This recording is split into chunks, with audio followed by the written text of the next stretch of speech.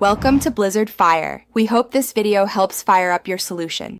You start by preparing Windows and confirming your EFI layout so the Windows Boot Manager can be restored safely.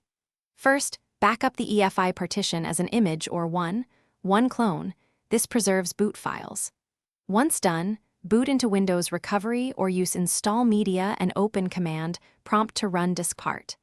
Make sure to identify the correct disk and EFI volume with list disk and list vol. Then select Vol X so you can mount and inspect the EFI contents before making changes.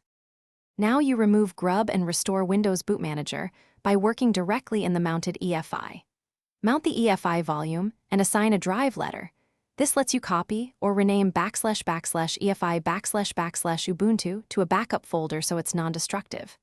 Next, run bcd bootc /windows/ss/fuefi to recreate the bcd store and write the standard Windows boot files into the EFI partition. While you execute this, verify file paths. Finally, make the Windows Boot Manager the default and verify successful boots. Use bcdedit to set the default entry and adjust the timeout so you boot straight to Windows. Then reboot, and if necessary, enter UEFI settings to remove leftover Grub boot entries from firmware lists.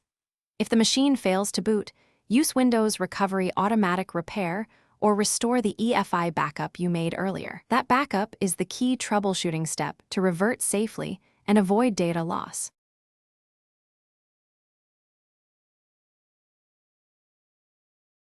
Thanks for watching. If you found this helpful, don't forget to like and subscribe.